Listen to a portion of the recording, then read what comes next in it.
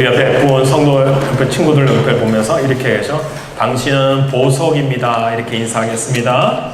당신은 보석입니다.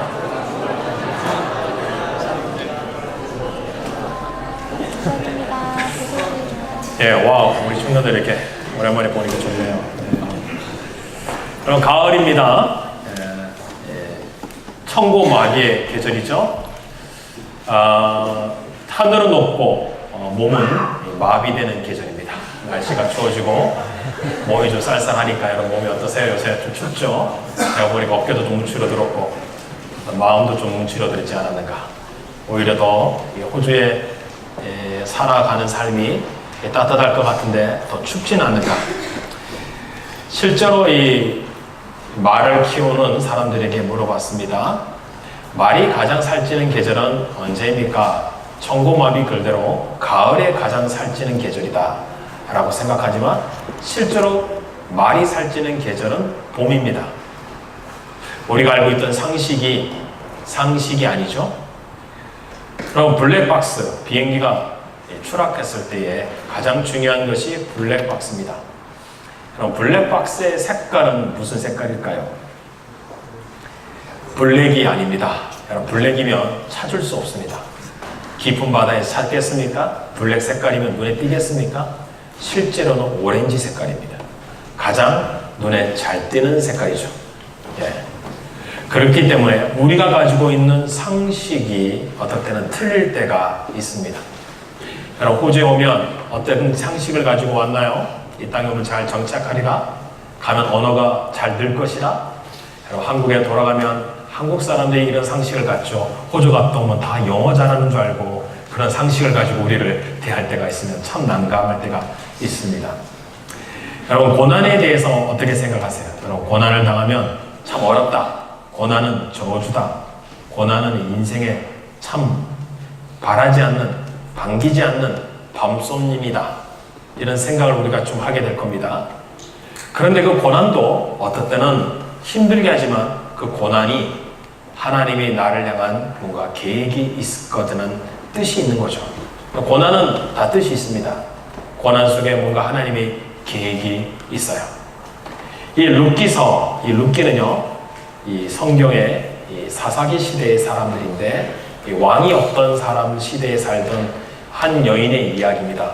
룻이라는 여인이 이 스토리의 주인공이고 그 여인은 이 결혼하여 남편이 죽고 모시고 있던 시어머니를 모시고 이제 모압 땅에서 베들레헴으로 돌아온다는 이야기가 우리가 읽지 않았지만 1장 6절까지 나와 있어요.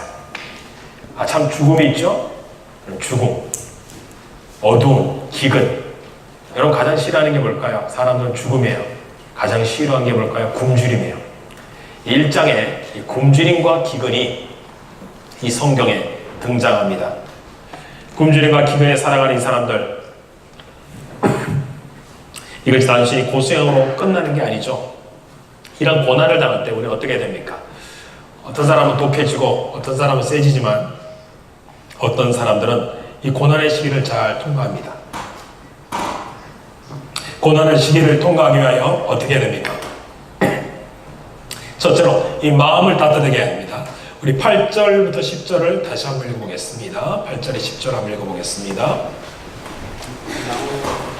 같이 읽습니다. 시작. 나오미가 그 며느리 이르되 너희는 영웅이 집으로 돌아가라. 너희가 죽은 자들과 나를 상대한 것 같이 여호와께서 너희를 상대하시겠느냐.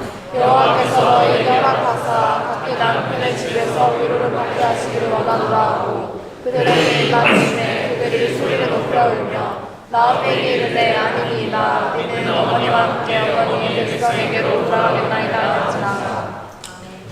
네, 이 말씀을 보면 이 나오미와 룻이 만나서 살아가는데 여러분, 고난을 당하면 사람이 마음이 차가워집니다. 고난을 당하는 동안 우리는 어떻게 고난을 헤쳐갈 수 있을까? 이 첫째로는요, 이 마음을 따뜻하게 해야 됩니다. 이 나오미가 이 며느리에게 이렇게 말하죠. 너희 어머니 집으로 돌아가라. 너희가 죽은 자들과 나를 선대한 같이 여호와께서 너를 선대하길 원한다. 굉장히 따뜻한 말을 써요. 더구나 이렇게 말하죠. 남편이 집에서 위로받게 하기를 원한다. 여러분 말 한마디 한마디가 위로가 될 수 있습니다. 이 당시 며느리가 이 나오미가 나이가 몇 살일 것 같아요, 여러분? 이 고대 중동 사회에는 이 결혼하는 초혼 나이가 14세입니다. 14세에서 15세. 14세에서 15세 동안 이 결혼을 시작하고 나서 살게 되는데, 이 지난번에 한번 여러분 루키서 앞부분을 읽으면 결혼하여 10년 만에 남편이 죽어요. 남편이 죽었으니까 이 여인, 지금 루시라는 여인의 나이가 몇 살일까요? 25세. 여기 25세 많지요. 예전에는 15세 때 결혼했습니다. 25세를 맞이한 이 여인이 정도밖에 되지 않았어요. 여러분 25세면 어떤 꿈이 많지 않습니까? 여러분이 하고 싶은 게 많잖아요. 남편이 죽고 자기 혼자 살아가지 못하면 어떻게 될까요? 사람이 마음이 예민해지죠. 그리고 시어머니를 모시고 있어요. 여러분 아직 시집가고 장가 안 가겠지만 여러분 고부간의 갈등이 한국 사회에 많이 있지 않습니까? 고난을 당하면 여러분 사람이 마음이 차가워져요. 그래서 어떻게 마음이 따뜻해지지 않습니다. 예민해지죠. 고통이 커지면 독으로 깡으로 버텨요. 그래서 덕스러운 삶은 없어지고 독만 남고, 여러분 빗대는 광은 없고 깡만 남죠. 호주에 살면 우리는 더욱 마음이 메마르고 정이 없어져요. 외로 한국 사회에 들어와서 한국 가게에서 일을 하다 보면 참 주인들이 한국 사람이라 잘 챙겨줄 것 같은데, 여러분 그때 오는 배신과 서운함을 느끼죠. 오히려 한국 사람 없는 곳에 가서 일하기를 원하고, 한국에서 상처를 너무나 많이 받고 온 분들은 여기 와서 한국말을 한마디도 안 하는 그런 일터와 직장에 가서 영어만 쓰겠다고 합니다. 그러나 삶을 살다 보면 여러분 마음이 차가워져요. 처음에는 친구하고 같이 쉐어를 하겠다고 집을 구했지만 살다 보면 서로 싫어하게 되고, 또 집을 혼자 매니지하기 어려워서 다른 학생들을 불러서 같이 쉐어를 하다 보면 또 마음이 무거워져요. 차가워집니다. 여러분 집에 냉장고에 먹을 것을 분명히 넣어놨어요. 야구르트 5개를 넣어놨는데 하나가 없어졌어요. 분명히 그 학생을 갈 심증은 가는데 물증이 없는 거예요. 다음에 보니까 또 하나가 없어졌어요. 그렇다고 해서 불러놓고 너 왜 훔쳐먹었냐 할 수는 없고, 자꾸 의심이 생기지 않습니까? 여러분 세월하다 보면 그런 일들이 비일비재하는 거예요. 분명히 이거 내 샴푸인데 샴푸통이 왜 이렇게 샴푸가 줄어들었을까? 이런 놀라운 일들이 어떻게 벌어지고 있을까? 감시 카메라를 하나 달면 되지 않을까? 이런 생각이 들어요. 아무리 좋은 친구도 같이 만나서 살다 보니까 이 방은 왜 이렇게 지저분하며, 이건 왜 치우지 않으며, 왜 이렇게 혼자 돌아다니며, 왜 밤엔 저렇게 늦게 들어오며, 뭐 안 맞는 게 한두 가지가 아니에요, 여러분. 그렇잖아요. 진짜 마음 맞아도 서운해요. 그래 되면 마음이 미움이 생기고 마음이 차가워져요. 그러다 보면 처음에는 먹을 것도 나눠 먹다가 나중에 혼자 먹게 되고, 그리고 혼자 먹는 게 아니고 화장실 가 숨어서 먹게 되고, 그러면서 혼자 잘 챙겨 먹게 되면서 챙겨주고 싶지 않고, 나중에 보면 서로가 서로를 지원하고 도와주는 그런 따뜻한 마음이 생기잖아요. 그런데 우리 교회 이제 청년 중에 이런 청년이 있었어요. 자기가 열심히 교회에서 열심히 봉사하다 보니까 우리 청년 하나가 선교 여행을 하고 싶대요. 근데 자기가 열심히 일을 해갖고 선교비를 대는 청년을 내가 본 적도 있어요. 이 마음이 따뜻해진 거죠. 고난을 당하면 여러분 경제적으로 어려워지면 사람들이 야박해져요. 여러분 호주 사회에 와서 가게에서 보면 보통 일하면 분명히 식당이에요. 그 여러분 식당에서 밥을 다 주던가요? 여러분 돈 내고 먹게 하지 않는 그런 가게도 있지 않습니까? 먹을 거 그냥 공짜로 주지도 않는 가게도 많습니다. 그럼 우리가 좀 서운하잖아요. 먹는 거 갖고 그러면 안 되는데, 먹는 것 때문에 서운합니다. 누구는 5개 먹는데 나는 4개 먹어봐요. 여러분 서운하지 않겠어요? 누구는 도시락 먹는데 나는 도시락 안 줘봐요. 서운하지 않습니까? 그러다 보면 마음이 차가워지고 마음이 싸늘해지면 서로 미워하게 되고, 그리고 나중에 갈리게 됩니다. 가장 친했던 친구도 얼굴을 안 보게 되는 것이 이민자의 삶이에요. 쉐어라는 게 그런 거예요. 저도 이렇게 살다 보면 쉐어를 한 적이 있었습니다. 누구 집을 구해서 렌트를 해서 다른 가정, 다른 목사님의 가정과 쉐어를 한 적이 있는데, 나중에 목사님과 갈등이 생기더라고요. 자녀를 키우니까 우리 아들을 보니까 이 가정과 하니까 우리 아들이 힘들어하는 것 같아요. 그래서 고민을 하게 되죠. 그런 어려움들을 만나게 되는 순간 여러분 어떻게 해야 되느냐? 나오미는 마음을 나쁘게 하지 않았다는 거예요. 마음을 따뜻하게 했다는 거예요. 여러분 하나님은 고난을 통해 뭘 연단하는 줄 아세요? 마음입니다. 마음. 고난 속에서 나오는 성격이 진짜예요. 그래서 남자는 군대를 가거라 이런 얘기예요. 군대를 가서 열심히 땅을 구르다 보면 이 사람이 어떤 사람인지, 남자끼리 모여서 어떤 성격이 나오는지, 그 성격이 진짜 결혼할 때 아내에게 나오는 성격이에요. 자매들이 그걸 모르죠. 정말 나이스하고 젠틀하고 멋있던 사람이니 만나서 결혼하고 보니까 이게 젠틀맨이고 잔털맨으로 바뀌어서 내가 생각지 못한 성격이 나오는 거예요. 근데 자매들은 언제 알 수 있느냐? 시집을 가면 알 수 있대요. 며느리가 되고 아내가 되고 어머니를 모시고 만나는 고부의 관계 속에서 그때 연단이 굉장히 많대요. 물론 이곳에 있으면서 시어머니 같은 사람이 잔소리하는 것을 통해 미리 연단되어서 가시는 분은 좀 편할지 모르겠지만 실제 삶은 어렵다. 그래서 군대를 가보거나 시집을 가보거나 이제 하나 더 생겼어요. 여러분 해외를 나가보면 알아요. 여기 나와보니까 아시겠죠? 진짜 이것이 내 성격이었는가? 나도 모르는 내 안에 이런 죄성이 있었는가? 내 안에 이렇게 차가운 마음이 되어졌는가? 나는 이렇게 마음이 못됐는가? 여러분 고난이 당하면 사람이 독해지고 차가워지게 되죠. 그러나 성경은 이런 말을 합니다. 로마서 12장 15절에 너희가 우는 자들과 함께 울라. 여러분 교회를 나온다는 게 뭘까요? 같이 울어줄 사람이 있는 거예요. 같이 웃어줄 사람이 있는 게 위로예요. 나오미가 그들에게 임하침에 그들이 소리 높이 울죠. 나오미는 고난으로 마음이 독해지지 않았습니다. 자신의 딸과 같이 여긴 거예요. 이 빅토리아 여왕이 나이팅게일에게 준 기념 훈장에 이런 구절이 적혀 있대요. 긍휼을 행하는 길은 하나뿐이 아니다. 말로도 할 수 없고 돈으로도 할 수 없고 돈으로도 말로도 할 수 없다면 눈물로 할 수 있다. 이 돈이나 말로 할 수 있을 때는 있지만 할 수 없으면 눈물로 할 수 있다. 그러니까 고난을 통하여 마음이 부드러워지는 것이 하나님의 계획이에요. 나는 이곳에 와서 공부하며 유학하며 워킹을 하면서 마음이 점점 못돼지고 있다. 여러분 그것은 고난의 의미를 모르는 거죠. 정말 하나님이 원하는 게 뭘까요? 내가 이곳에 와서 마음이 더 못돼져서 돌아가기를 원합니까? 차가운 사람이 되기를 원합니까? 아니면 나보다 더 어려운 사람을 보면서 불쌍한 마음이 듭니까? 나도 어려운데, 사실 그렇잖아요. 나도 어려운데 나 혼자 먹고 살아도 되는데 진짜 돈 없는 유학생이 있어요. 돈 없는 학생이 있어요. 일자리를 잃어본 친구가 있어요. 그런 친구 보세요. 여러분 어떻게 하세요? 제가 보니 우리 청년들, 훌륭한 청년들이 많아요. 자기 집에 와서 야 그냥 침낭 들고 와 자. 쉐어도 안 받을게. 자기가 직장에서 일터에서 일하고 있는 그 가게에서 주는 음식 싸들고 와서 늘 먹이고. 여러분 그런 청년들도 있지 않습니까? 고난 속에서 우리 진짜 진가가 드러나요. 내 성격이 진짜 드러나요. 내가 정말 마음이 따뜻한 사람이 되는가. 나오미는 바로 이런 고난을 통하여 하나님이 그의 마음을 부드럽게 만지고 있다는 사실을 보게 됩니다.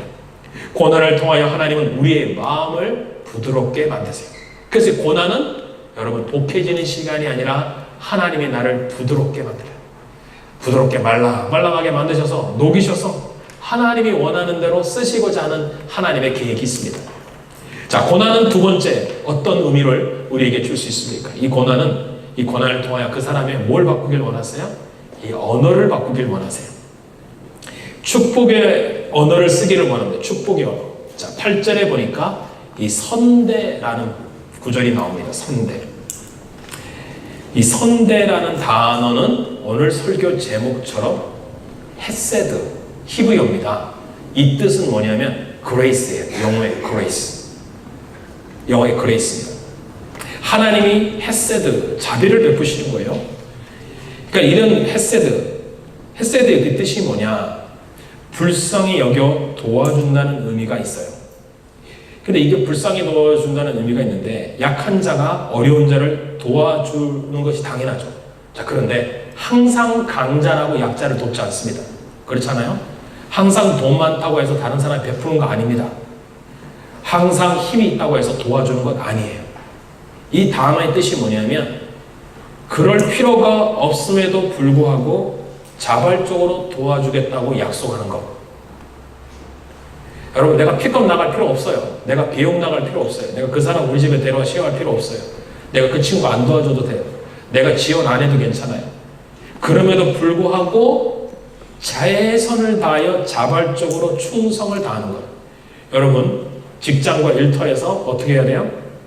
그럴 필요가 없는데 이 직장에 가서 딱 그 시간만 일하고 더 이상 일할 필요가 없고 요것만 도와주면 그만이고 이 일만 하고 알바 끝내면 끝인데 그럴 필요가 없는데 더 도와주는 거야. 더 일해주는 거야. 물론 돈의 문제가 있겠지만 더 그 외의 시간에 뭐 딜리버리도 해주고 사람도 만나주고 이야기도 해주는 거예요. 여러분, 그러면 직장에 있는 주인들이나 가게 주인들이 그 사람을 싫어할까요? 좋아합니다. 나는 뭘 한 거예요? 헤세드를 베푼 거예요. 그게 헤세드예요. 그럴 필요가 없는데도 어떻게 해요? 그 사람에게 잘해주는 거예요. 헤세드는 윗사람이 도와주는 사람이 전혀 없는 환경인 사람을 내가 보고 그의 생존을 위하여 도와주는 거예요. 그러니까 아무도 도와줄 사람이 없다. 아무도 도와줄 사람이 없다. 그러면 그 친구를 내가 도와주는 게 헤세드예요. 나오미가 며느리에게 베풀어야 하는 것이 아니라 며느리가 나오미에게 먼저 지금 헤세드를 베풀고 있어요. 안 따라와도 돼요. 여러분, 어느 누가 남편이 죽었는데 시어머니를 따라갈 며느리가 어디 있어요? 여러분, 한국 사회도 마찬가지고 호주 사회도 마찬가지예요. 남편이 죽었어요. 현재 25세예요. 나의 나이가 창창해요. 근데 어머니를 모시겠다고 따라가는 내용이 이거예요. 그걸 보고 우리는 뭘 합니까? 그럴 필요가 없는데도 그렇게 하는 게 성경이 말하는 선대 헤세드라는 뜻이죠. 며느리는 지금 어머니에게 인애를 베풀고 있어요. 여러분, 젊은 사람이 나이 드신 분에게 인애를 베풀 수 있어요. 직장의 주인들이, 가게의 주인들이 여러분에게 은혜를 베푸는 것이 아니라 오히려 여러분이 그들에게 그럴 필요가 없는데도 인애를 베풀 수 있어요. 이러한 관계 속에서 뭐예요? 사회가 따뜻해지고 서로가 따뜻해지게 되는데 이러한 것들을 어떻게 합니까? 여러분, 언어로 그것을 축복해주고 해주고 있다는 거예요. 너는 나에게 선대를 베풀었다. 하나님이 주신 그 위로를 나에게 베풀었다. 나를 선대한 것 같이 여호와께서 너희를 선대하기를 원한다. 하나님은 어떤 분일까요? 내가 사람에게 잘하면 하나님도 나에게 베푸신다는 사실이 그 원리를 이 여인이 안 거예요. 여러분, 기독교는요, 이 십자가야 수직과 수평이 있어요. 하나님을 존중하면 여러분 이웃도 존중할 수 있어요. 하나님만 섬기면 이웃을 섬길 수 있어요. 그래서 여러분 성경을 잘 몰라도 십계명 아시죠? 십계명을 보면 1부터 4계명이 하나님 섬기는 거고 5번부터 10번이 사람에 대해서 섬기는 거예요. 그 첫 번째가 5계명이 부모를 공경하라. 부모를 공경할 때 뭐예요? 사회가 따뜻해지지 않겠습니까? 거기서 나오는 게 뭐예요? 살인하지 않게 되죠. 사람을 존중하는데 살인하겠습니까? 사람을 존중하는데 여러분 가정을 존중하는데 가늠하겠습니까? 사람을 소중히 여기는데 남의 것 도적질 하겠습니까? 그럴 수 없다는 거죠. 그러니까 하나님과 수직적인 관계가 제대로 쓰면 기독교는 뭐예요? 수평적 관계도 정상적으로 이웃과 잘 지내는 거예요. 이웃과 서로 가운데 사랑하고 베풀고 서로가 고난을 통하여 그 사람을 위로해주고 따뜻한 말로 격려함으로써 하나님이 당신의 인생에 은혜를 베풀기를 원한다. 여러분, 말 한마디가 참 살아가는데 참 도움이 돼요. 이 호주에 와서 알게 되는 매직 언어가 있잖아요. 여러분, please, excuse me, 뭐 이런 단어잖아요. thank you. 이게 매직 워드잖아요. 매직 워드. 그 단어가 익숙해지면 여러분 고난이 왔어도 땡큐예요. 한국에서 영어를 배우면 이런 영어도 우리 좀 영어 이렇게 배우잖아요. 그러니까 How are you? 그럼 다른 사람 상대편이 How are you? 물어보면요, 우리는 배운 대로 하잖아요. 그래서 어떤 청년이 이렇게 차를 교통사고를 당했어요. 그래서 이머전시 사람들이 와서 물어서 How are you? 그러니까 Fine, thank you, and you? 그랬다가 영어 배운 대로 쓰는 거예요. 근데 여기 오니까 그런 말 쓰는 사람 하나도 없는 것 같아요. How are you? 하이어 하지. And you 뭐 이런 걸 쓰지 않아요. 한번 써봐왔어요. 저도 Fine, thank you, and you. 그러니까 좋아하더라고요. 아, 그게 한국에서 가르친 책이 제대로 돼 있구나.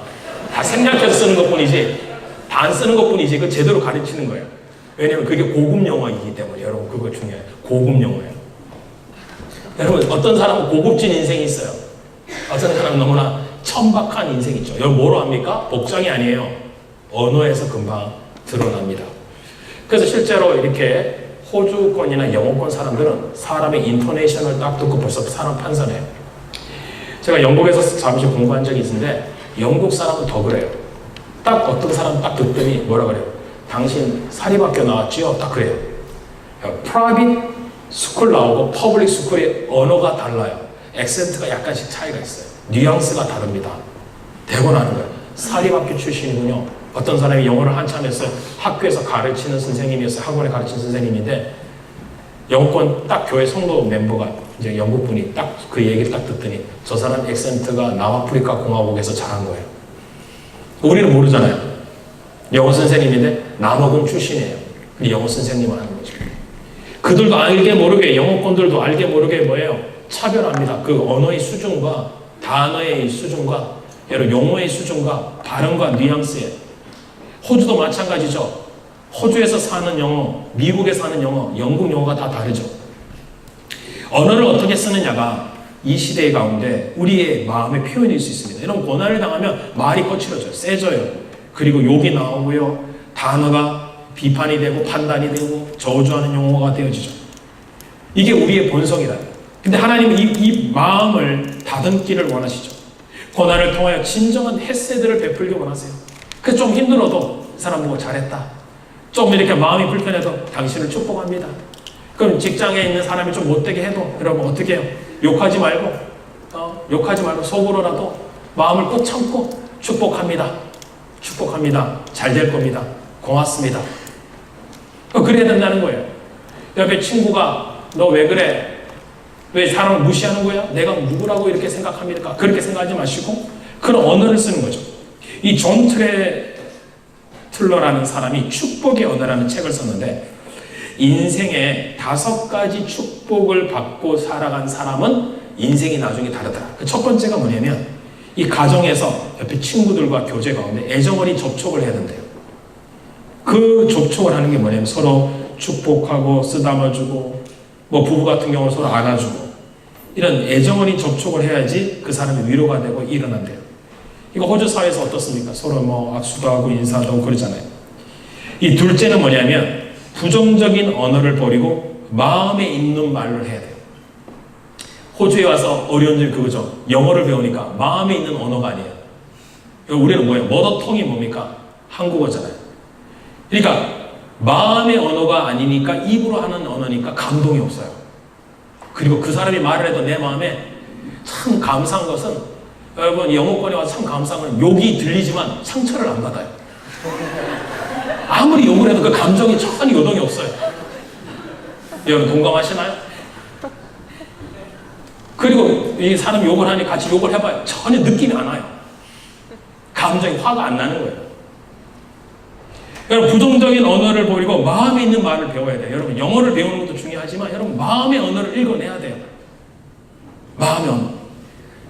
이 시간을 통하여 하나님은 우리의 마음을 상처를 다듬으시고 마음의 언어를 쓰기를 원하세요. 우리가 정작 배워야 될 게 영어라고 생각했죠. 아니에요. 마음을 읽어내는 사람이 진짜 언어를 잘하는 사람이에요. 그 사람의 마음을 읽어내고 그 사람의 필요한 부분을 얘기해 주는 것이 진정한 하나님이 주신 축복이죠. 이 마음의 언어를 쓰는 것이 축복이다. 그걸 써야 된다. 서로 가운데 마음의 언어를 쓰세요. 마음의 언어로 서로 위로하고 격려하세요. 셋째는 뭐냐면 그 사람 자체의 가치를 존중해 주세요. 그러니까 우리가 여기 오니까 가치가 사실 없어 보이죠. 그리고 호주 사회, 백인 중심의 사회에 동양인의 얼굴은 사실은 가치가 약하게 느껴져요. 그런데 교회와 우리가 서로가 살아가면서 어떻게 가치를 존중해 줄 때 뭡니까? 그 사람이 다시 일어나는 거예요. 나오미가 지금 가치를 인정해 주잖아요. 너가 나를 이렇게 선대할 수 있다. 따뜻한 말로 가치를 인정해 주는 거예요. 격려해 주는 거예요. 잘 쓰는 사람 여기 표현이 그렇잖아요. 가치를 인정해 주잖아요. 뭐 조금만 해도 fantastic, lovely 뭐 이런 단어를 쓰잖아요. 와, amazing 뭐 이런 단어 막 쓰잖아요. 뭐 별거 아니에요. excellent 아주 간단한 거예요. excellent예요. 여러분 한국에서 배울 때 영어 excellent 최고로 하는데요. 그냥 쓰는 거예요. excellent, fantastic, lovely, beautiful, fantastic 뭐 굉장히 쓰잖아요. 그 이거 뭡니까? 이들이 서로 가운데 그 사람의 가치를 존중하려고 말하고 있다는 거죠. 넷째는요, 특별한 장래가 있다고 서로 말해줘라. 이게 진짜 따뜻한 언어예요. 여러분 지금 여기서 장래가 보입니까? 장래가 있어요. 비전을 보세요. 여러분 잘 될 거예요. 여러분 하나님이 여러분과 함께 계시니 여러분 잘 될 것이라 믿으시기를 바랍니다. 그런 장래를 축복해줘라. 어떤 사람은 장래가 안 될 거야 라고 그 사람을 만나서 결혼을 안 하죠. 그 사람과 만나서 형제와 자매가 어떤 데이트를 하는 가운데 장래가 안 보이면 안 하죠. 그런데 여러분 하나님은 포텐셜을 보여요. 여러분 잠재력을 보세요. 하나님이 여러분 이 땅에 보냈다는 건 여러분 잠재력이 있는 거예요. 여러분이 이곳에서 교회를 나왔다는 게 벌써 하나님이 여러분의 잠재력을 갖고 계신 거예요. 이것이 하나님의 축복이죠. 그 사람의 장래를 볼 수 있는 눈을 가지라. 그리고 그것을 축복해줘라. 그래서 여기서 보면 장래가 전혀 보이지 않는 우리의 불확실한 미래 때문에 우리는 낙심하지만 분명한 것은 서로 축복해주는 언어를 쓸 때 너 잘 될 거야. 너 언어 늘 거야. 너 이 땅에 잘 정착할 수 있을 거야. 돌아가더라도 좋은 직업을 가질 수 있을 거야. 그리고 마지막 다섯 번째는 뭐냐면 서로에 대해서 적극적인 삶을 보여주라. 이 다섯 가지의 축복의 언어를 나오미가 지금 다 쓰고 있습니다. 나오미는 입맞춤으로 정서적으로 그 루스과 친밀함을 형성하고 진심 어린 마음의 말로 며느리의 장래를 걱정해요. 너 나 따라오면 안 된다? 어떡하니? 나오미는 며느리가 하나님 베푸신 인애를 경험하도록 그 사람의 가치를 존중해줘요. 너가 정말 가치 있는 인생이다. 그러니까 돌아가라는 거예요. 나오미는 이들의 미래가 밝다고 얘기해 줍니다. 가서 결혼하라는 거예요. 여러분 결혼한다는 게 미래가 있는 거잖아요. 지금 현재 과부잖아요. 이방 여인이잖아요. 근데 미래가 있다고 얘기해 주는 거예요. 너 잘 될 것이다. 게다가 뭡니까? 마지막으로 그 인생의 문제를 하나님 앞에 놔두고 있는 겁니다. 여러분 고난은 우리의 입술을 바꾸게 한 계기가 됩니다. 서로 보면서 너 잘 될 거야. 너 하나님 축복하셨을 거야. 그리고 서로 손 악수를 만져주고 형제는 자매끼리 한번 어깨 복무도 해주고 허깅도 해주고 보고 싶었어. 기다렸어. 하나님 너를 크게 쓰실 거야. 너는 가치 있는 인생이야. 너는 인생의 실패자가 아니야. 다시 도전해봐. 재기해봐. 서로 보면서 위로해주는 코리안 언어 그 한마디. 여러분 아무리 영어에 fantastic, very good, excellent 들어도 그것이 그때뿐이에요. 근데 진심 어린 모국어로 너 진짜 잘 될 거야. 하나님이 너 축복하실 거야. 너 인생의 문이 열릴 거야. 그 한마디 진심 어린 친구의 한마디가 그 인생을 다시 살릴 수 있지 않겠습니까? 여러분 고난 속에 우리는 마음이 따뜻할 뿐만 아니라 언어가 따뜻해져서 그 사람을 세울 수 있는 언어를 써야 합니다. 축복의 언어를 쓰셔야 합니다. 이 축복의 언어를 쓰는 동안 여러분 이런 질문이 던져질 거예요. 이 고난의 의미가 뭘까? 하나님은 나에게 왜 이런 어려운 시간을 주실까? 내 인생 앞으로 어떻게 살아야 되는가? 여러분 이때 이 고난을 해석할 수는 없지만 신앙을 보이면 그것이 해석되기 시작합니다. 자, 11절, 12절을 다시 한번 읽어보겠습니다. 11절, 12절 시작.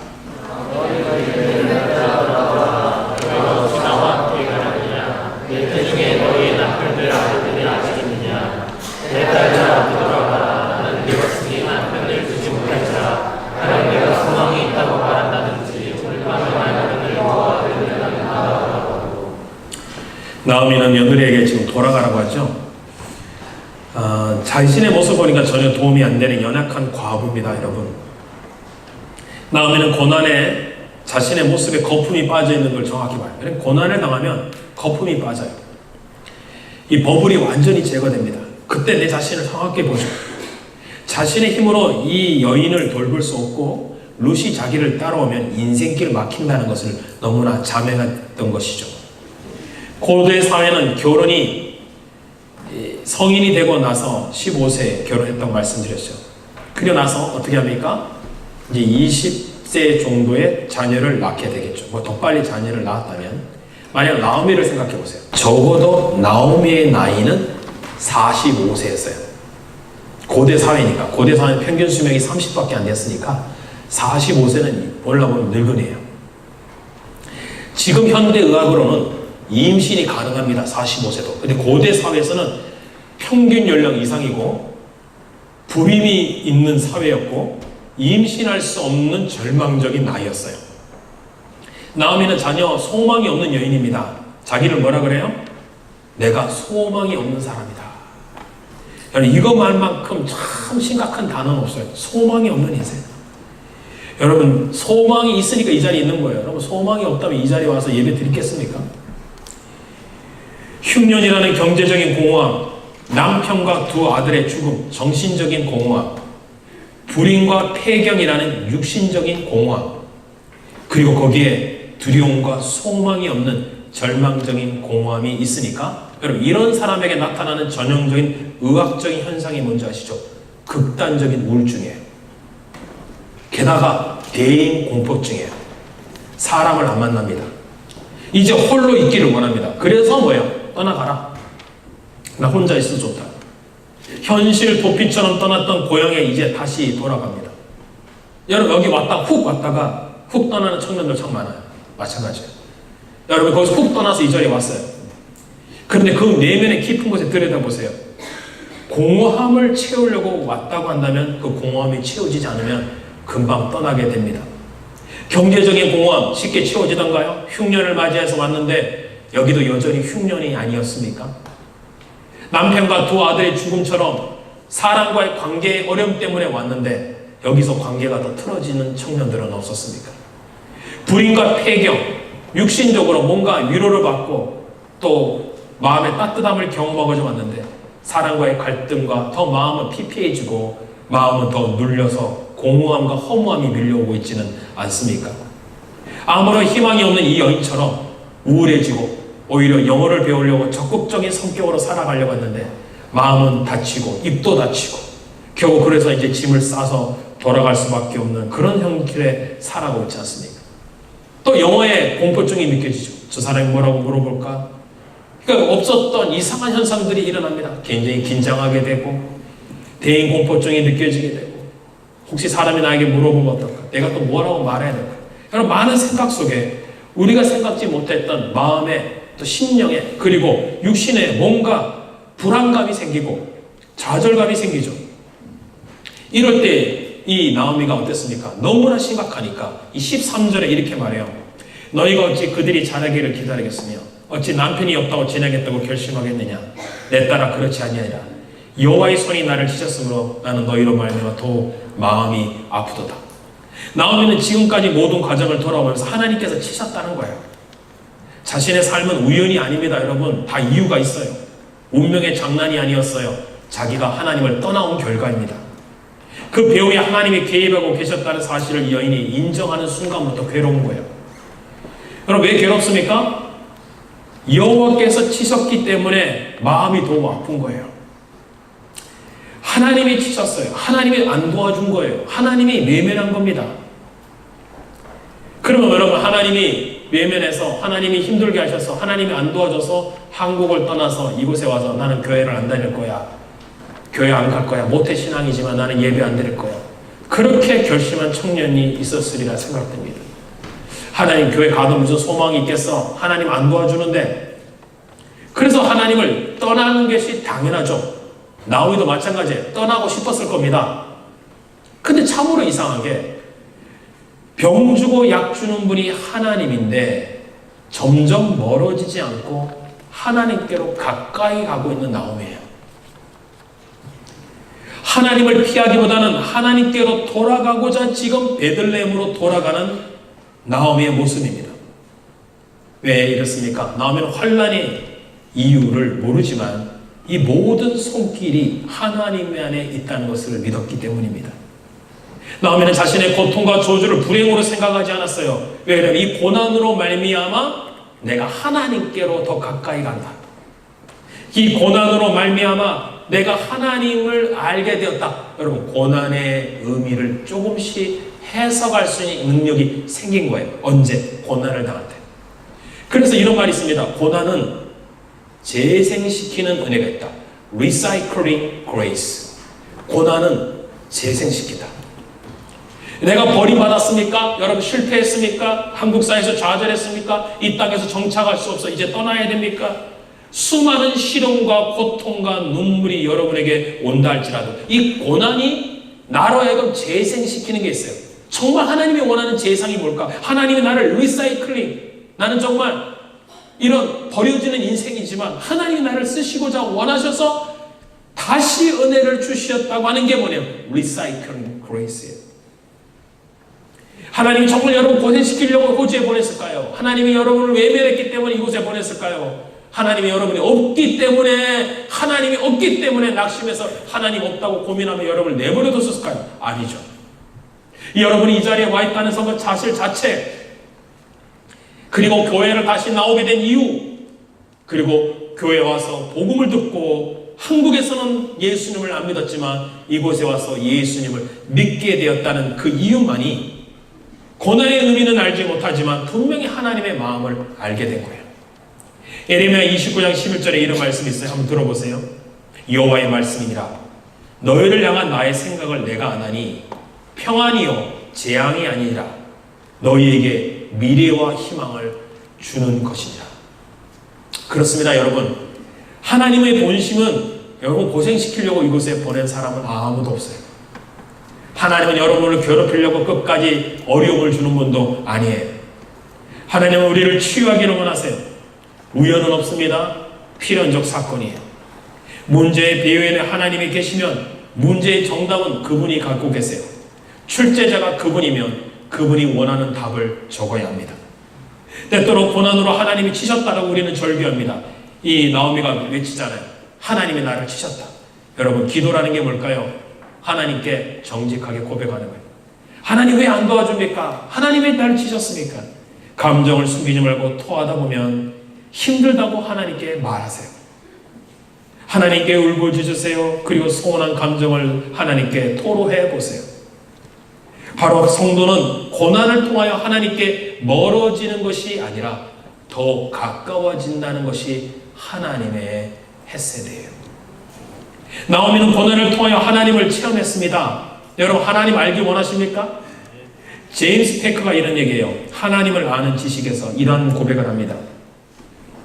내가 안다고 여기는 것을 버리고 하나님을 알기 원할 때 그 알은 새로운 알므로 우리를 변화시킬 수 있습니다. 우리가 진정으로 하나님을 알려면 그분을 체험적으로 만나야 합니다.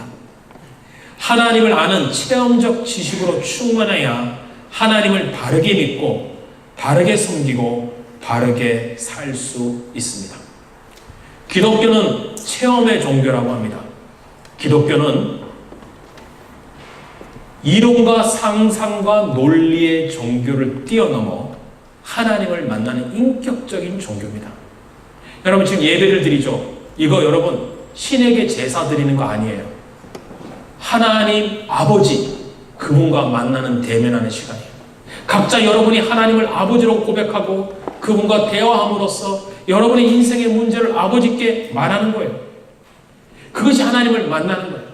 친구의 하나님 아니에요. 우리 부모님의 하나님이 아니에요. 나의 하나님을 만나기를 하나님이 기다리셔서 호주에 이곳까지 오게 하고 나로 하여금 교회를 나오게 하신 거예요. 고난은 하나님과 만나는 통로입니다. 고난은 하나님을 알 수 있는 지식이 생기는 기회입니다. 고난의 본심이 무엇인지 아셨어요? 바로 하나님이 우리에게 은혜를 주시고자 하는 본심이었어요.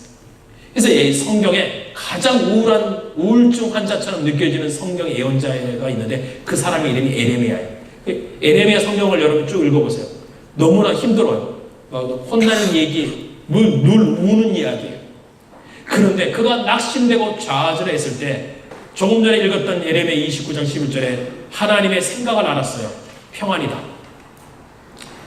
그러면서 그가 기도를 하는데 이 성경에 에레미야가 지은 성경이 하나 있는데요. 그게 에레미야 애가예요. 애가의 뜻이 뭐냐면 lamentation. 우는 겁니다. 우는 거. 근데 그 성경에 주제가 있어요. 너무 우울하잖아요. 너무 힘들잖아요. 너무 괴롭잖아요. 그런데 그 에레미야 애가의 주제가 하나 있는데 에레미야 애가 3장 32절 33절이 에레미야 예가의 주제예요. 한번 읽어보겠습니다. 내가 비록 근심하게 하시나 그가 비록 근심하게 하시나 그의 풍부한 인자심을 따라 긍휼히 여기실 것입니다. 주께서 같이 한번 읽어보시죠. 시작. 주께서 인생으로 고생하게 하시며 근심하게 하심은 본심이 아니시로다. 어느 아버지가 자녀를 사지로 내몬납니까? 어느 아버지가 자녀를 먼 타국에 보내놓고 부모가 어느 타국에 보내놓고 여러분을 잊어버립니까? 하나님도 마찬가지. 하나님이 여러분을 잊지 않으세요. 하나님은 아버지세요. 하나님의 본심이 뭡니까? 여러분 여기서 기근을 당하고 고난을 당하고 어려움을 당하고 인생의 문이 막혀서 낙심하고 좌절해서 우울증에 빠지고 극단적인 생각을 하도록 코너로 모시는 분이 아니라는 거죠. 하나님의 본심이 뭡니까? 인생으로 고생하고 싶게 하시는 것은 하나님 마음이 아니에요. 그분의 본심이 아니에요. 여러분 기독교는 고난의 종교입니다. 그러나 고난이 하나님의 본심은 아니에요. 못 먹고 못 사고 힘들게 사는 것 그건 하나님의 본심이 아니에요. 하나님 여러분을 축복하기를 원해요. 하나님의 본심이 뭡니까? 바로 헤세드예요. 그럴 필요가 없는데도 불구하고 여러분에게 은혜를 주시고자 여러분을 자녀로 삼아야지만 되기 때문이었어요. 그래서 어떻게 하셨어요?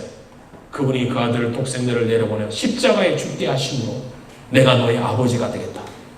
그래서 기독교는 종교가 아니에요. 기독교는 아버지와 아들과의 인격적인 관계예요. 하나님은 아버지십니다. 누가복음 15장에 탕자가 집을 나와 고난 속에 있었지만 탕자가 할 수 있었던 게 유일한 게 뭔지 아세요? 고난을 당한 동안 아버지께로 돌아가는 게 그가 깨달았던 고난의 비밀이었어요. 고난의 이유는 알지 못해요. 고난의 내용은 알지 못해요.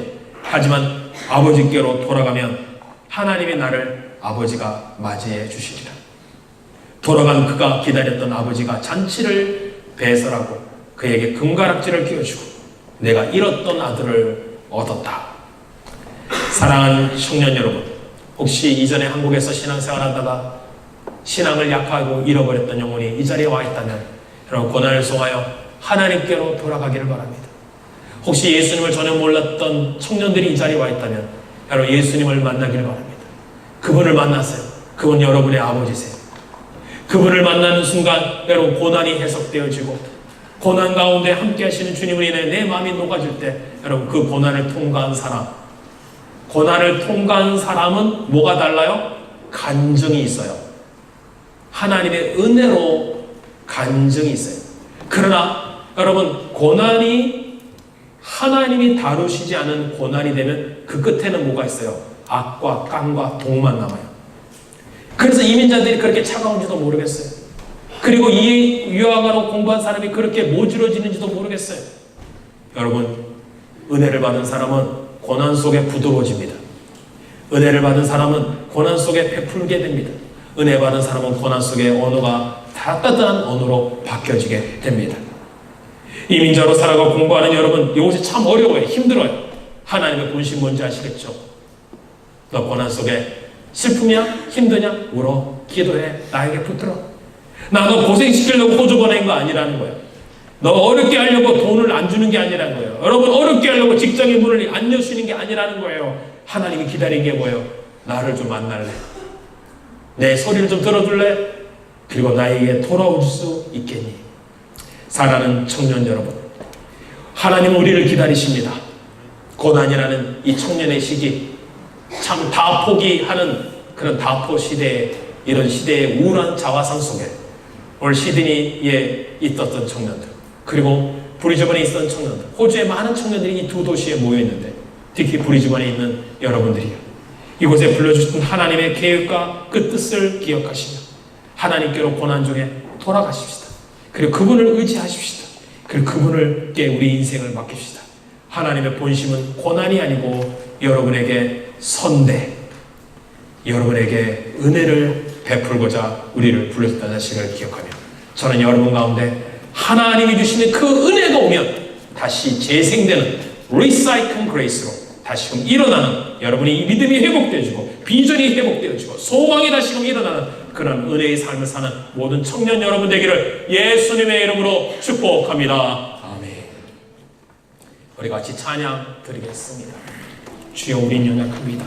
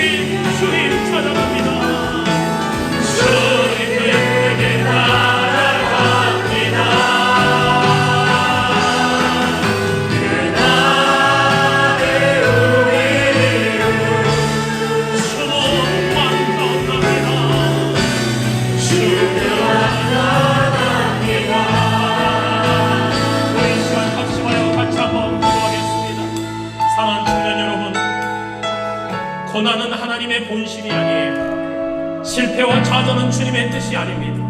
여러분 다시금 일어나기를 원하세요. 하나님께 여러분 있는 그대로 고백하세요. 하나님 도와주십시오. 나 약합니다. 나 상처받았습니다. 나 어렵습니다. 나 힘듭니다. 그때 하나님이 여러분에게 은혜를 베푸실 거예요. 리사이클 그레이스를 다시 주실 거예요. 하나님께로 이 시간 돌아가오니 하나님의 은혜를 사모하오니 주여 한량한 은혜를 부어주시고 이 시간 하나님 이 세상에서 따뜻한 언어와 따뜻한 말과 따뜻한 교제로 아버지 고난을 통과했을 때 우리의 인생이 천금같이 나오게 하시고 우리 안에 있던 모든 불순물이 떨어져서 하나님이 우리 인생 다시 쓰시고 이 시대 이 시기에 좌절하는 시기가 아니라 하나님이 사용하시는 우리의 청년의 시기가 되게 해달라고 우리 한번 주여 크게 함을 지고 같이 한번 통성으로 기도하겠습니다. 주여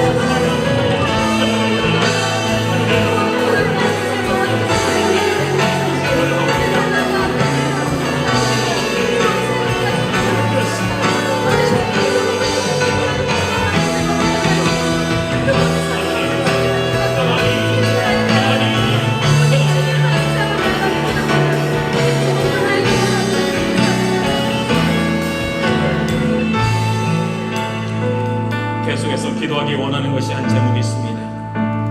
나는 이전에 주님을 알지 못했지만 오늘 말씀을 듣고 보니 내가 정말 필요한 분이 예수님이군요. 난 주님 머리로 아는 것이 아니라 나 그분을 인격적으로 만나기 원합니다. 그분을 나의 주 하나님으로 고백해 고난의 의미는 깨닫지 못했지만 하나님의 본심을 알았습니다. 인간을 괴롭히고 인간을 어렵게 하는 분이 하나님이 아니라 나에게 평안과 은혜를 주시는 그분을 내가 호주에 와서 너무나 힘들고 어려웠지만 이제 주님이 나를 교회로 나오게 한 이유를 알았습니다. 오늘 예수님을 내가 믿기를 원합니다.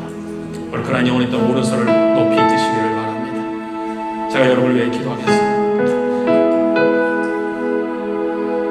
하나님을 만나지 못했지만 이제 주님을 만나 이제 평안이 아닌 저주가 아닌 근심이 아닌 주님과 함께 고난의 터널을 통과하고 예수 그리스도를 하나님을 나의 아버지로 고백하기를 원해요. 주님이 주시는 세상에 알 수도 없고 줄 수 없는 평안을 원하는 우리 오른손으로 믿으시고, 또한 하나님, 오늘 청년들 가운데 나는 교회를 오래 다녔지만 고난 속에 더 마음이 무뎌지고 더 악해졌는데 오늘 말씀을 듣고 이 시간 주께로 돌아갑니다. 내 마음을 만져주시고 내 마음을 녹여달라는 영도 오른손을 높이 들기를 바랍니다. 제 기도를 따라하십시오. 주 예수님, 나는 죄인입니다. 나를 위하여 죽으시고 부활하신 것을 믿겠습니다. 하나님을 나의 주, 나의 하나님으로 고백합니다. 원망과 저주를 내려놓고